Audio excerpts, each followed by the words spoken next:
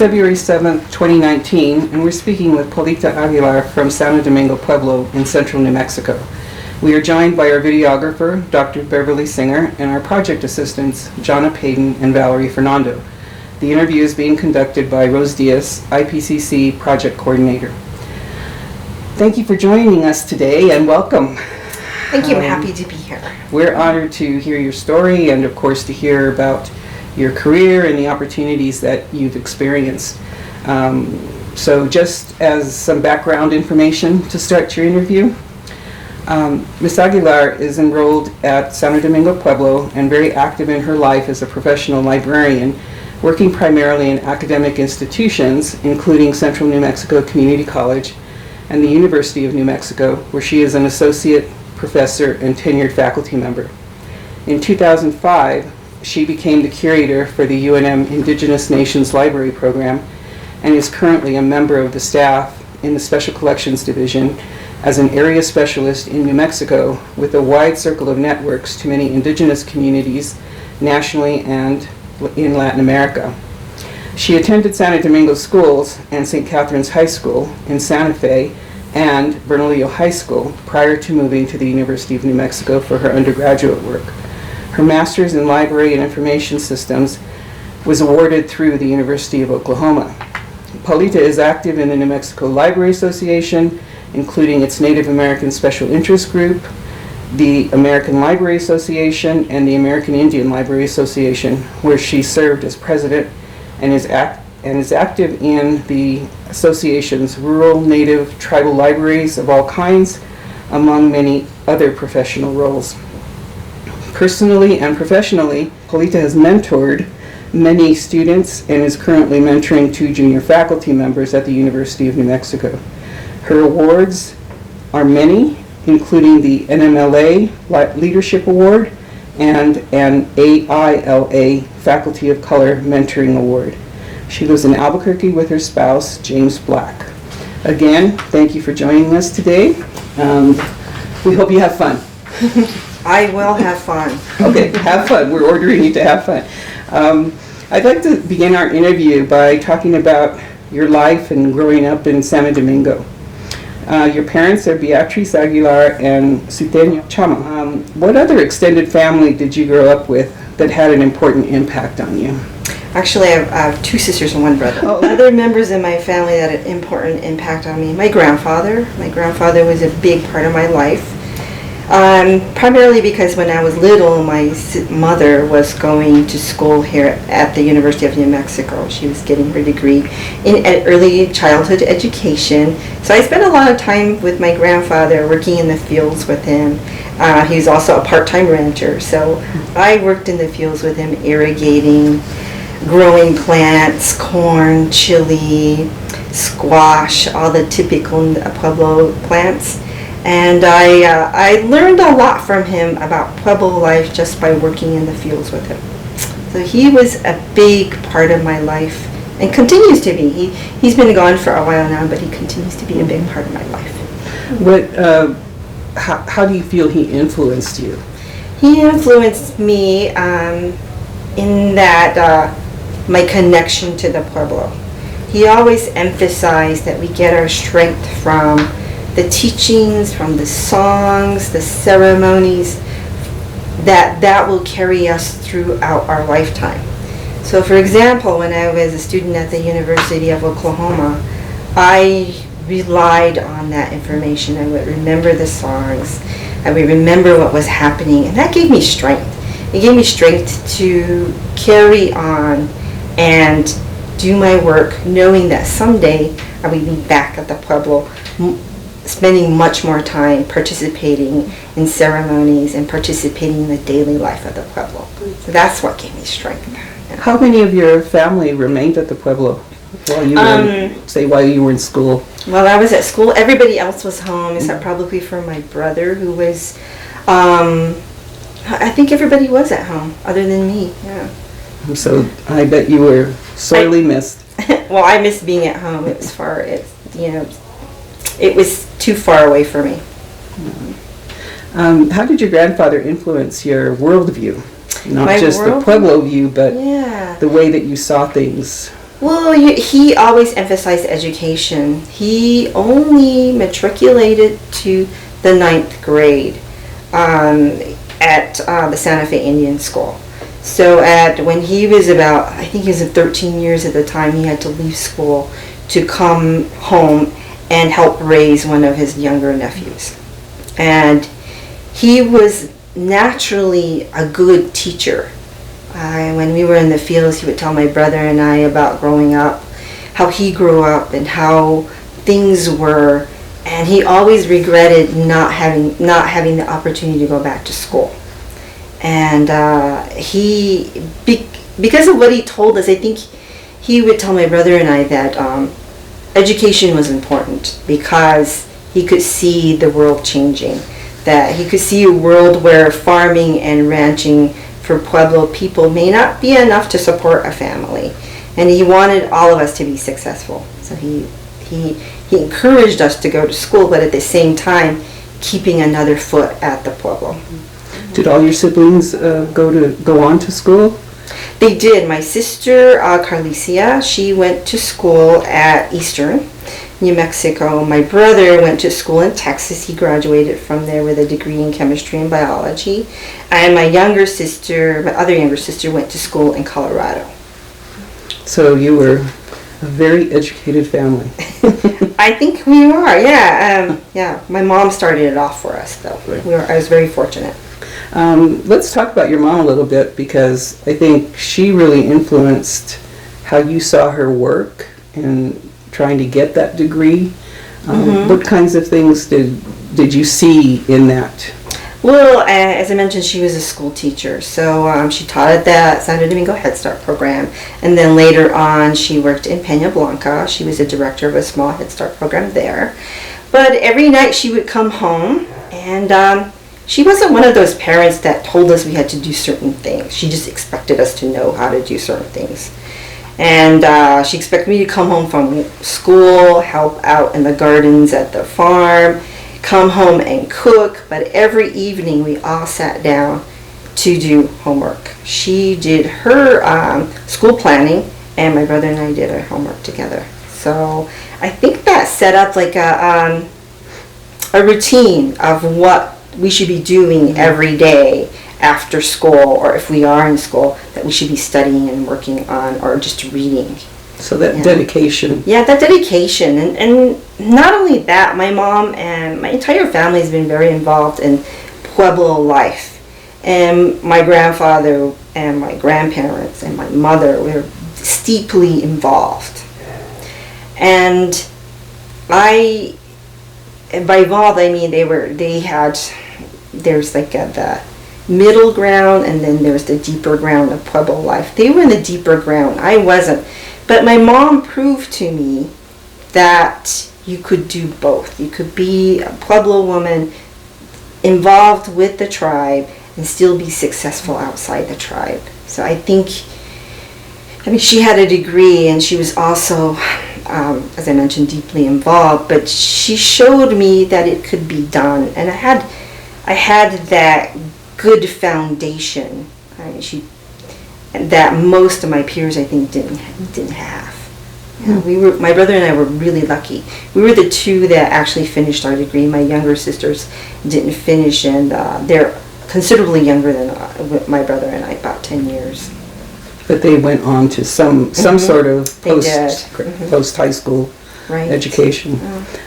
What special events at the Pueblo were most important to you growing up? Gosh, there's so many. Do you recall one that... I think definitely Feast Day on August 4th is really important to my family. And Santiago Feast Day, we always celebrated at. And of course, November 1st, All Souls Day, we always celebrated that. So those are very important times when the entire family would get together and prepare foods and get ready for the days, the special day.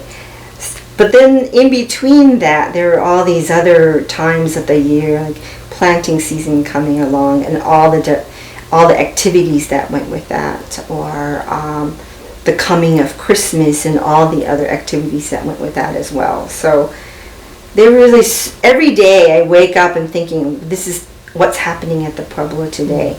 And I think this is what's going on. So that made me think about the time, what may be happening. It made me think about my mom and my grandfather. And when they were still alive, I would call them and say, what's happening today? Tell me what's going on, so that I can think about it and send my good thoughts to everyone at home. So that link was link is always there. Yeah. What other extended family members did you have? Oh gosh, so many. My aunts played a big role in my upbringing. In particularly my Aunt Romanita, Aunt Arohia, and my Aunt Elsie. My Aunt Elsie is the only one that's still alive. Aunt Romanita was my mother's oldest sister. And she happened to marry outside the Pueblo. And actually she married a non-Indian. So she moved to Indiana for a very long time. But in a way she was kind of like me. She was always connected to the Pueblo, always checking in on the family, seeing what was going on. And even though she wasn't here or in New Mexico or at home, she would celebrate, for example, November 1st in Indiana with her family.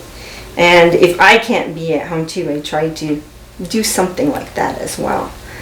And then there was my Aunt Arohia. She was my uncle's wife, and she was my second mom, and Aunt Elsie was my second mom too. They were the two that I ran to when I needed advice. My mom was super busy, and sometimes she wasn't around all the time, and I had to take on a lot of adult roles early on, the cooking and cleaning and the planning of feast days. But they always helped me with that, my Aunt Arohia and Aunt Elsie. But Aunt Arohia was so super kind, and so all of them were, but we had this special connection throughout my lifetime. But then I also had the aunts on my father's side. They were always, my mom and my father never married, but the family, especially me and my aunts, took me under their wing, and they continue to do that today, and I think that is a special connection that I have too. So both sides of the family supported. Yeah, they support me to this day. So I'm a very fortunate person. I have lots of family. Oh, that's great. We were curious about. You were very fortunate to attend St. Catherine's, and which is now closed. Mm-hmm. And were you a boarding school student or a drive-through student? I was a boarding school student. I went there every Saturday night, came home every Friday evening. And Sunday night I would go back to school, Friday night I would go home. But I stayed there during the week. Students from all over New Mexico and Arizona. We even had some students from Montana. And my experience there was actually pretty good. I know people have had hard experience at Catholic schools or boarding schools. The nuns were from the Sisters of the Blessed Sacrament, and their mother houses in Philadelphia, and the Franciscan fathers ran the school. I thought I got a great education. And what I remember most is my biology teacher, and I can't remember her name, but ninth grade, we had to have sex education. So I loved how she started our sex education class. She said to us, young ladies, that love was very important, but that sex happens. But she told it in a way that didn't make us feel bad about human sexuality and what we would become later on in the years. And I thought she was the best teacher that I had. And then math, I first majored in math when I went to college, and I had the best math teacher there. Yeah, Sister Patrick Marie. I remember her, and as a matter of fact, we're still friends on Facebook. Nice. What do you recall as your daily routine while at school? Yeah, we would get up early in the morning, and the first thing we had to do was go to breakfast. We had breakfast, and we had a thing called tiger bread. We had a baker, and everybody called him Tiger, and that's the bread he made, so we called it tiger bread. So we usually had gruel, we called it. Then we would go and have chores. So I got to work in the laundry room. with this elderly nun, Sister Mary Aldefonse. I swear she was about 4'8". She was a very tiny woman, but she was a bundle of energy. So we washed clothes for some of the people that lived there, and we did all the sheets and towels and other bedding. Kind of a nice environment to be in.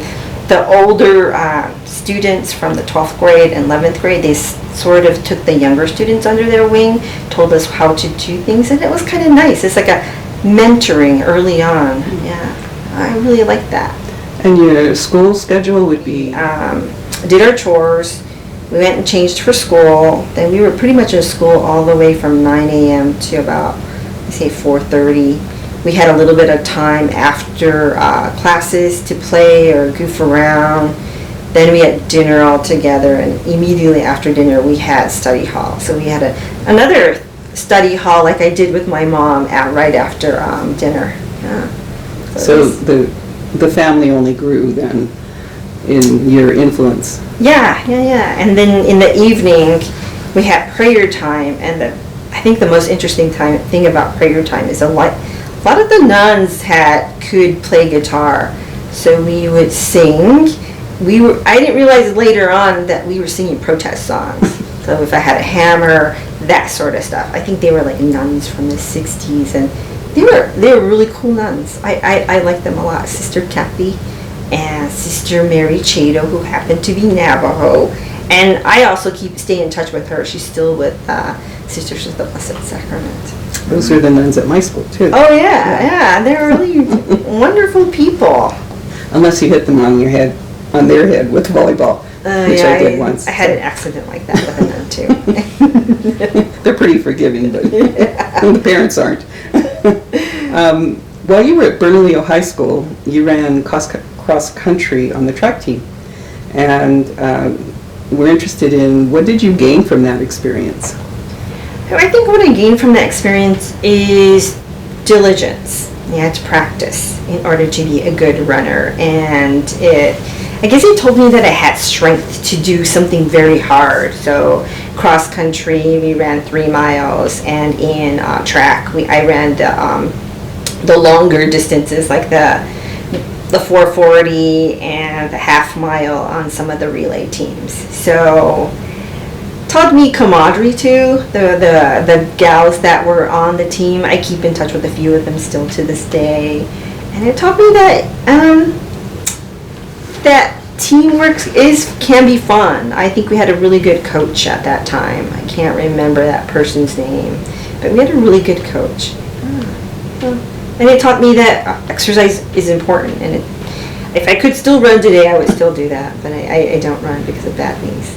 What do you consider your passion, personally and professionally? My passion personally, I love being outside, being outdoors, growing up in the fields. I have a big garden. I still love working on my garden, growing herbs and other plants. I just like being outside, and I like to fly fish because it's outside. I like to backride because it's outside. So anything having to do with being outside, I love a lot. That's my passion. And I enjoy cooking, especially with all the foods that I grow. Kind of what I was doing when I was growing up. Professionally, my passion is I like to see students succeed. As the librarian in the Indigenous Nations Library Program, I got to work with Mary Alice Sosi, who was also very interested in seeing students succeed. So she and I worked together, cultivated that program. It continues to this day. But I wanted us to reach out to schools throughout the state. Because when I was young, my mother used to bring my brother and I to that big school we called UNM. She would leave us at the library, and we had a chance to look around the library, find whatever books we wanted. I think that made a big impact on us just being on campus. We felt adult-like, and we felt comfortable. So I wanted younger students throughout the state, from especially small communities, rural communities, native communities, to have that same experience. We brought in students from a middle school on the west side of Albuquerque, Susie Reyes Marmon Middle School. And we gave them a tour of university libraries and had them look at archives in the Center for Southwest Research about Susie Reyes Marmon. And I think they were amazed, and first they were amazed when they walked into the building. They said, "This is so huge." And then when they were leaving, they were saying things like, "People are so friendly here." And I want them to remember that when they come back to college. Or I'm thinking just that experience of being on campus and then having that same experience when they're actually students there. I want them to come back as students. That's my passion. I want more Native students in college, and I want them graduating, and I want them to succeed. Why did you decide to become a librarian? What were the major influences? Well, I didn't know I was going to be a librarian. I spent a lot of time at the elementary school that I went to at Santo Domingo in the library. And actually, I don't even know we had a librarian then, because I don't remember seeing anyone in that library working in there. But I would, I spent a lot of time reading through all the folklore of the world, and I loved that. And then I went to Bernalillo High School, spent a lot of time in the library there and at St. Kate's. But when I was at Bernalillo High School, the librarian saw me there every day, and she got me a work study job in the library, so I was shelving books. And then while I was in college, I worked various part-time jobs as I was going to school full-time at the university. I didn't graduate right away in that 4 or 5 year time period. It took me 8 years to graduate because I was working most of the time. I eventually ended up with a job in university libraries. I don't think it was called university libraries then, but I started off working at CAP, Center for Academic Program Support, as a program specialist.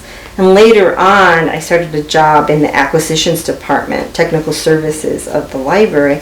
And when I was there, I think many of the librarians saw me as a potential librarian, although I didn't see that in myself.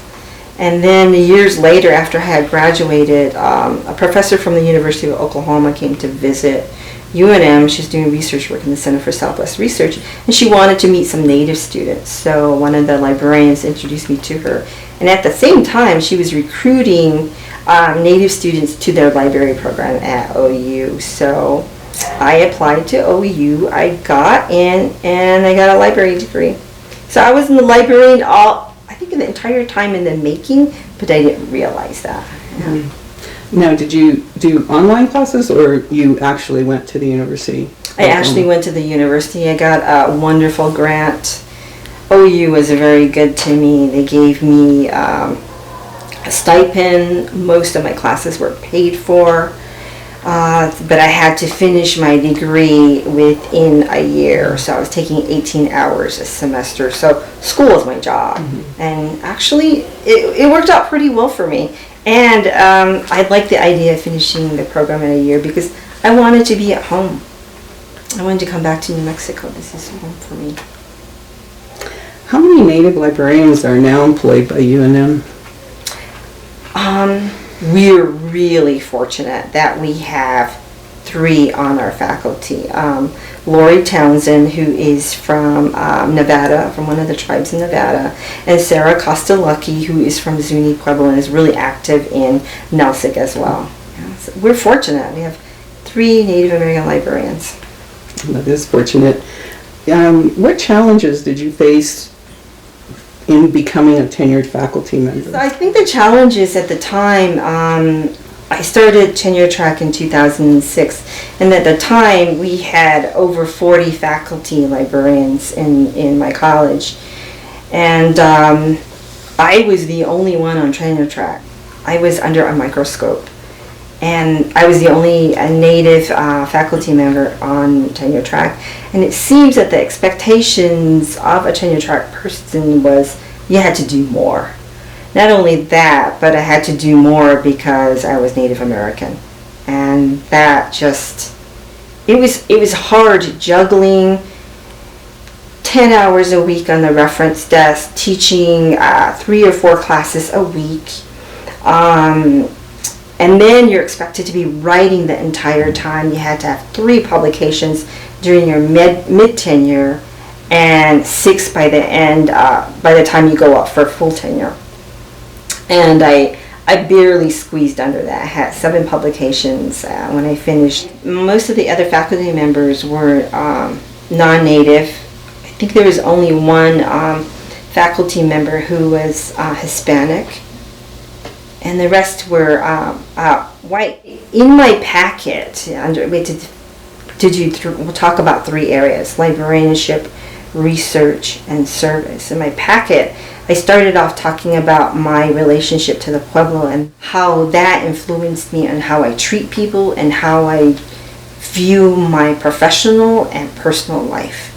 And the faculty members didn't like that. Some of them wanted me to change my packet to not reflect that. But I was telling them this is who I am.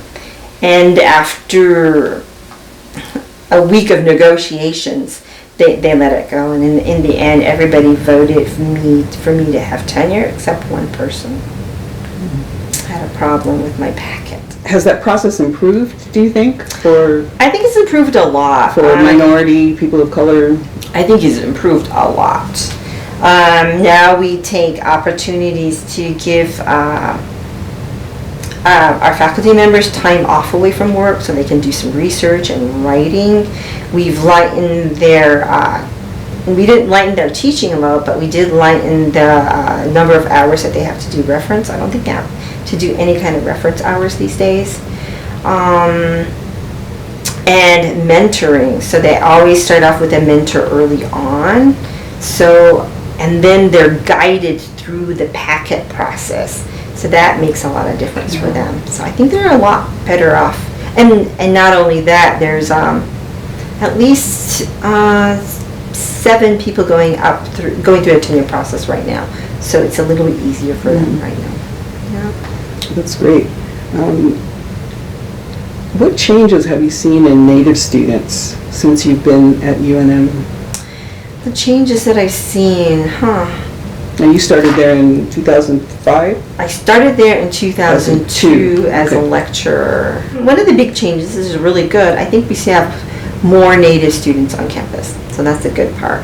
I think the other good part is that they're more graduating every year. It's taking them just as long as me, I think, to graduate, but still, at least they're finishing. Administration on campus realizes the need for Native students to have a place of their own. So in the library we have INLP, but last year with the help of Native American Studies, American Indian Student Services, and negotiations with the Navajo tribe, they created a special dorm for Navajo students. The thinking is that this will increase their retention rates, and I hope it works. But I'd like to see in the future maybe doing that for other tribal groups as well, or creating something similar for other tribal groups too. But I'm hoping it's successful. Yeah. Do you see students coming in prepared? No. As far as, I think they're underprepared for the amount of reading they have to do. They are overly, they think they know everything about searching and research. So I think they are underprepared. So the hard part for, I think for every librarian is telling people that research is constantly changing, and that technology along with that. And not only that, is that you can't just rely on technology or Google to give you all the information you'll need about your research. And that's the hard part about convincing students, that they think that everything is online too. And that's not going to happen in my lifetime, or in any of our lifetimes, I think.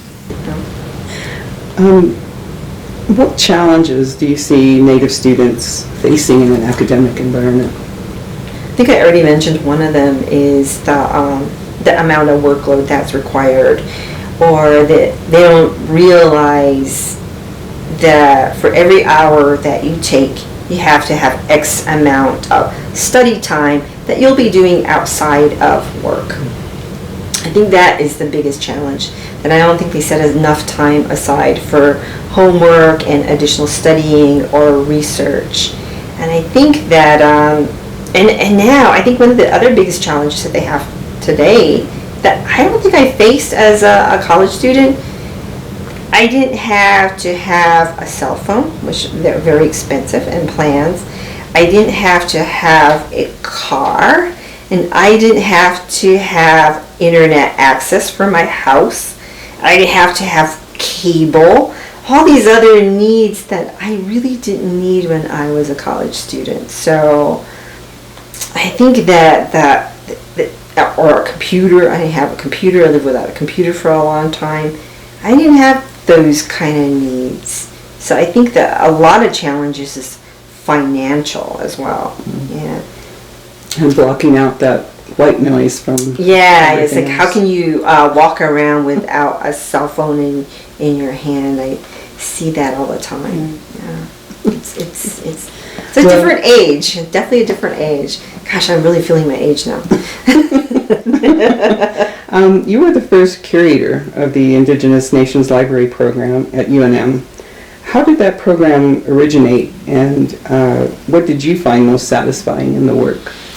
Oh, well, it originated with Mary Alice Sosie's idea of having a place for students to where they felt safe, and where they could do work with a librarian and do research. And it started with her idea, and at the time, her brother, Leonard Sosie, was a New Mexico senator. So they wrote out a legislation which passed, and they gave us seed money to start off this program. So Mary Alice took care of the place side. She made sure that students knew about this place and what could be done there, did the programming, and I did the part of getting collections, identifying where our weaknesses were within University Library's collections, because that money provided us a lot of actual dollars to purchase collections that we didn't have. So we spent a lot of money on collections that went into the Centers for Southwest Research and then went into the circulating collection as well. So that was a lot of fun, spending money on students and collections. And second part of it, you said what was most satisfying about that? As I mentioned, a part of INLP's goal was outreach. Is letting students know throughout the state know about us and inviting them to come to campus and experience research at UNM. So for many years we've had a relationship with Santa Fe Indian School. They have a research component for all their seniors, and all their senior students come to UNM to do their research with us. So they get to meet me and other librarians. So that was really satisfying. And now I get to meet them when they're actually students here. I told all of our students, I'll always be your librarian. If you graduate from UNM, I'm still your librarian. So I like the continuity. These younger students that I met many years ago coming to UNM, and I'm still there. And it's nice to see them grow up, and they're coming back to the library to use our collections and our resources. Mm-hmm. Yeah. Was that program only state funded, or was there federal monies? It was only state funded, yeah, and it lasted for about 4 years, and after that, the dean at the library at the time was Camila. Her last name. O'Leary. She supported our program a lot, and once she did that, newer deans also supported the program. So we were very fortunate. After I took a job in the Center for Southwest Research, as of last year, February, the program manager is running the programming part of INLP, and what I like to see is having another librarian that's connected just to INLP to continue on what we started, because it's not a one-person job. It's a many-person job, actually. Were you able to do outreach to communities besides bringing them in to campus? Besides the students, yeah. Were you able to go out? A little bit. We were able, like, for example, all the tribal libraries within the state, we tried to go out to them. We created connections, like, for example, with the Pueblo of Santa Ana. They came and looked at our collections in the Center for Southwest Research, looking at maps to locate places that were important to the tribe. And then we also worked closely with the Pueblo of Isleta. They came and looked at the American Indian Oral History Collection to, they were doing a language preservation program, and they were trying to come up with all the agricultural terms that they've lost through the years.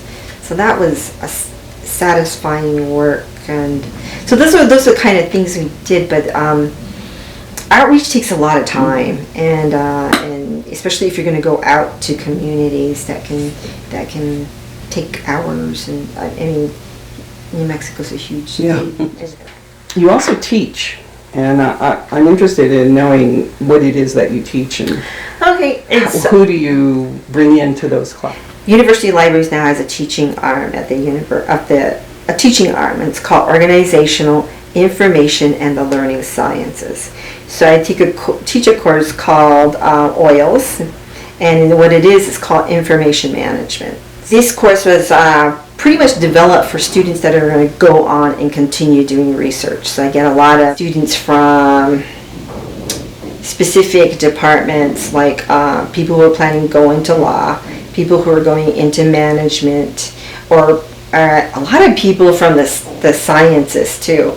And these are all people that are going to continue their research, introducing like an in-depth look at what research is, an in-depth look at research databases and all the ways you could be searching it, an in-depth look at how you could organize your own information once you find it. So in a sense, we get them to build a library, but in the class, they focus on just their area of study.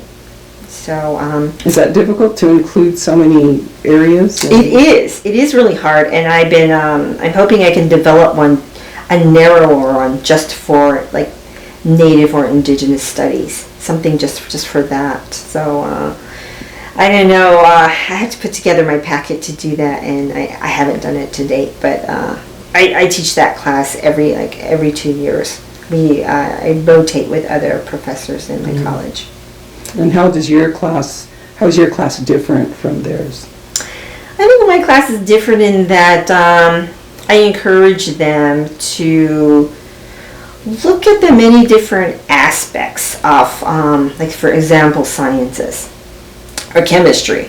So that there's not just the white chemistry view, but then there's also other views from around the world, like indigenous views of how you look at that particular area of study. So I try to incorporate chemistry journals from other countries, like China or Japan or the European countries, and I tried not for them to be focused just on the U.S. because there's more research out there than just here in the United States. So I'm hoping that gives them a better world view and not so narrow. So that's one of my goals too.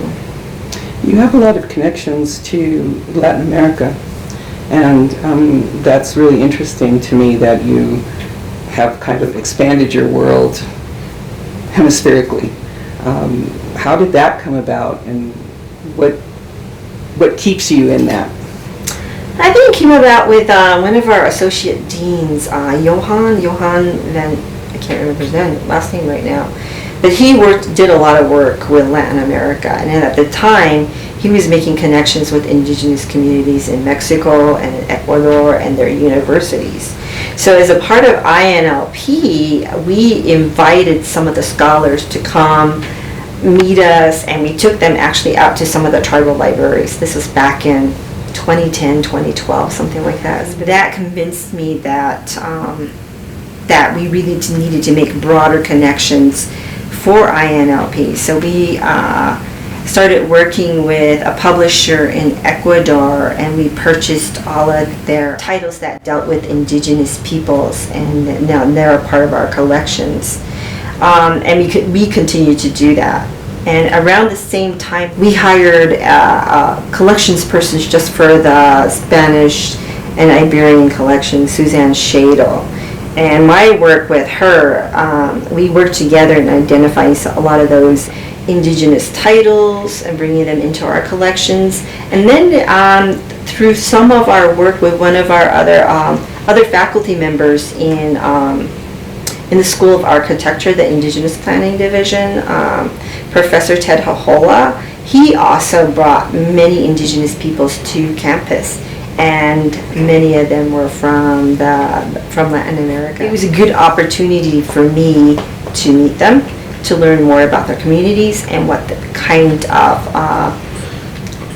what they produced that could be used for research and what we could bring to UNM. So that expanded a lot of our collections. But for me personally, I always felt this like a connection to our neighbors to the south. And, you know, somebody wants to build a wall, but there was never that wall. I mean, traders from the Pueblos were going down to South Mexico, probably farther down south, trading. And I always felt a kinship with indigenous communities in Latin America. And I've been fortunate to visit many of them throughout Mexico and Peru. Is that personal visits or professional visits? Or Both. I always go visit their school, and if there's a library, I visit the library, and if they have a local library, I visit the library. But then I also make sure that we visit other cultural institutions, so we visit museums. And what's been your favorite place to go? Probably Oaxaca, Mexico. I love Oaxaca. They have a wonderful museum there, located right by the church, which happens to be named after the painter Saint Santo Domingo. And along with it, a really wonderful collection of old colonial books that, you know, when I open a book and touch something from the past, I don't know, I feel like I'm going back into the past. I just love that. Yeah, but it has to be Oaxaca, Mexico. How often do you get there? I haven't been there in the past few years, but last year I went to visit the Yucatan, and we visited 3 states in the Yucatan Peninsula. Yeah, so you're becoming a world traveler. Next year it's Cuba. Yeah, wow. Next year it's Cuba. We've been asking many of our narrators who they feel were important mentors to them. Again, personally and professionally. Personally, you've talked about your grandparents, your aunts, but who professionally would come into this category of mentor? Mentors come in all shapes and sizes, and I've been very fortunate throughout my life. They included native and non-native mentors. Professionally, I think when I started off working in acquisitions, the woman who ran the department, Fran Wilkinson, she always encouraged me to move forward. Then there was a woman in the Center for Southwest Research, she also encouraged me to move along. So I had many professional mentors within university libraries. And then outside of that, I have other professional mentors, that I met through the American Indian Library Association, like Elaine Silversmith. She happened to be a librarian at Native American Studies back in the 80s, I think. She and Ted Hahola set up the departmental library there. So she's always been a mentor to me.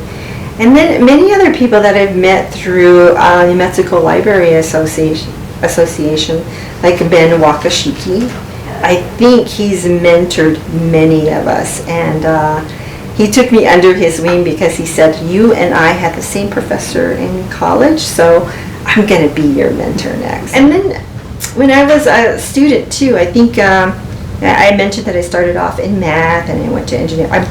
I think many students do this. They choose many different roles that they think they're going to do in life. But I ended up in an American Studies class and a history class. And the 2 professors in that class encouraged me to write. They said I was a good writer when all along I thought I was a horrible writer. And that made a huge difference in my life. I think without them and their encouragement to write, I wouldn't have graduated. So I think that made a big difference. And then there's also that publishing aspect of librarianship. Yeah, that we had to do that. So that helped me out there.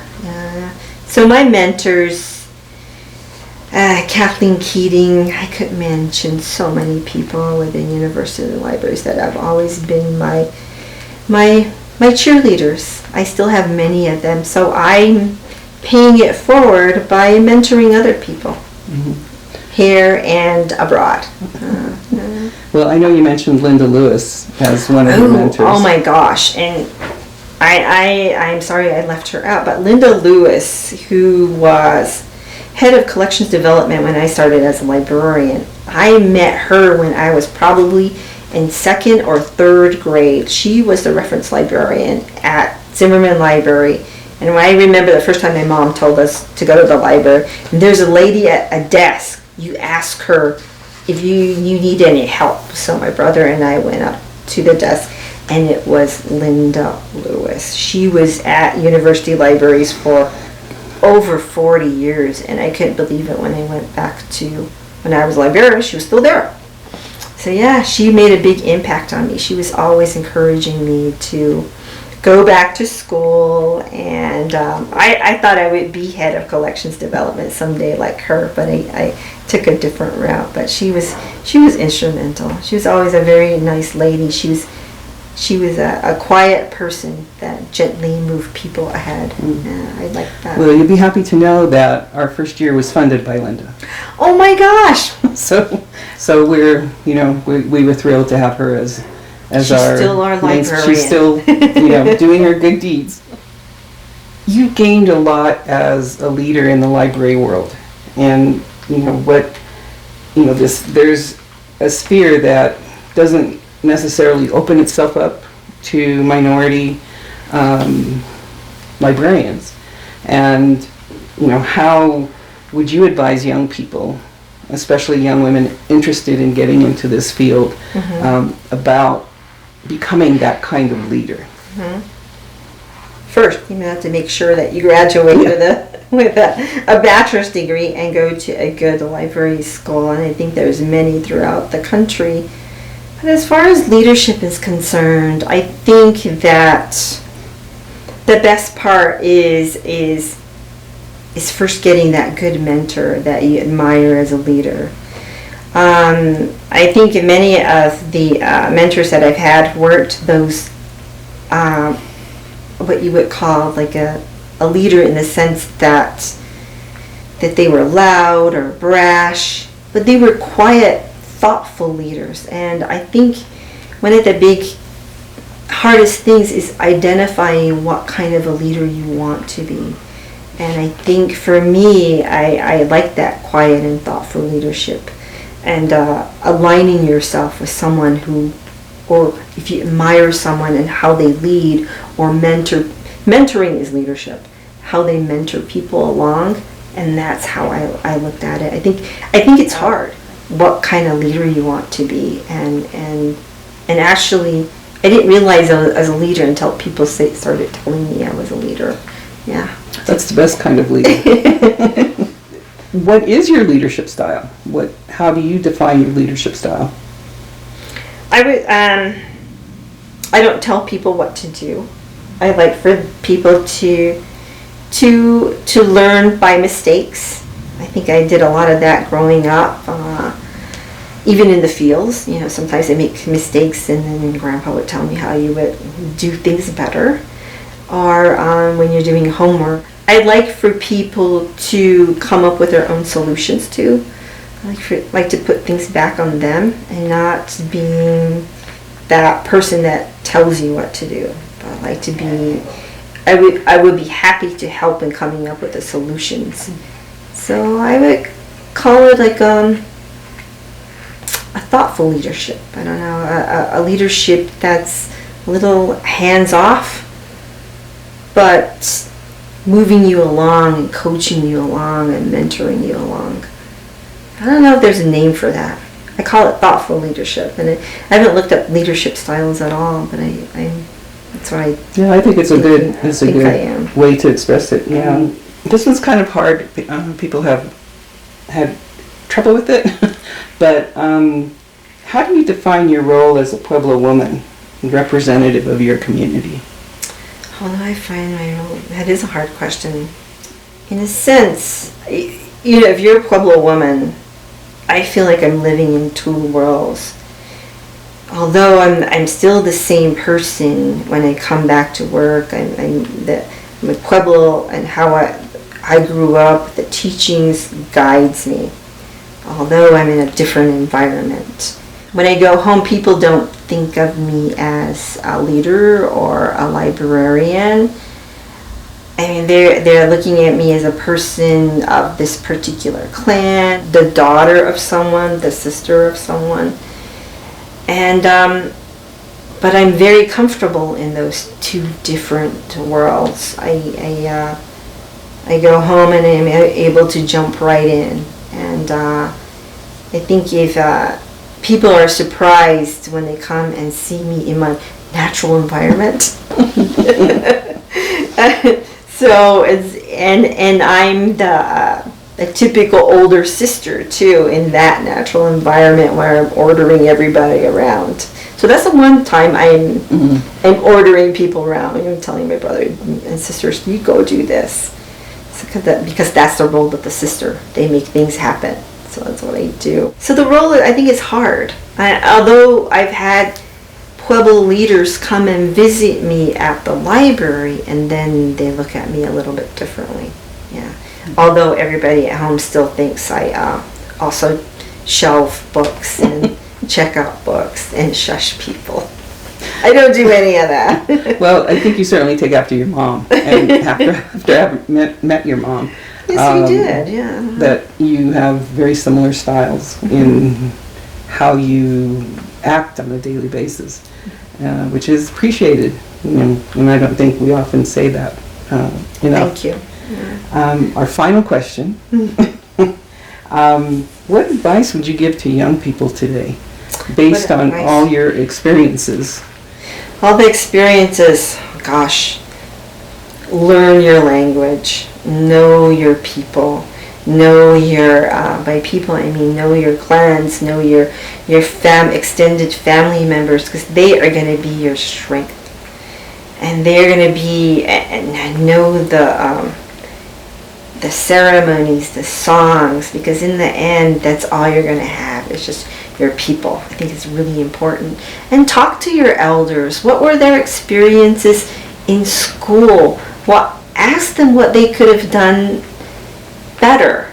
Or ask them what are your expectations of me? What do you want me to be? And I think if we told this to young students, I think that we would have different results.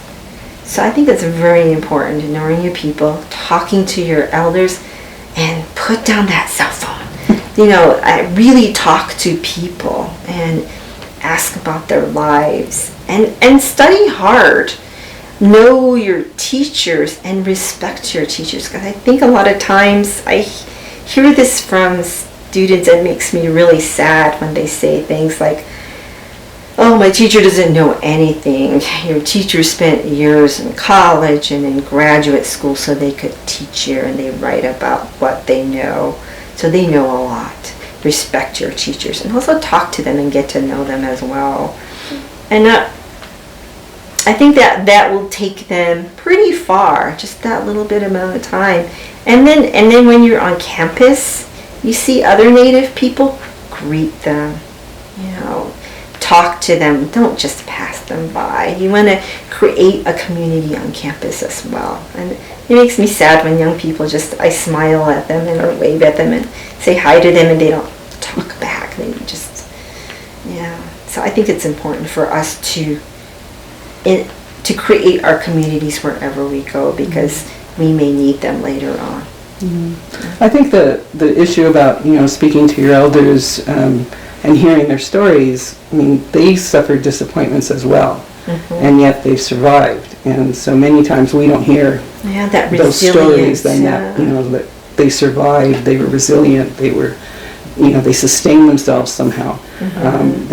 That's an important thing for people to... It's very important, and otherwise you won't know where you came from. And I don't know if I can still talk about this, but going back to knowing your stories. So those are the things that my grandfather used to tell my brother and I in the fields. And one of the things that always stuck with me even more was how much he loved his sisters, and he looked up to women, that he appreciated them, and he put women on a pedestal because he kept saying that they're the ones that kept our lives going. So he really honored his sisters. Well, it's a beautiful way to end this interview. And again, thank you for participating and giving us a brief view of you and your life. Thank you. Well, thank you. This was an honor.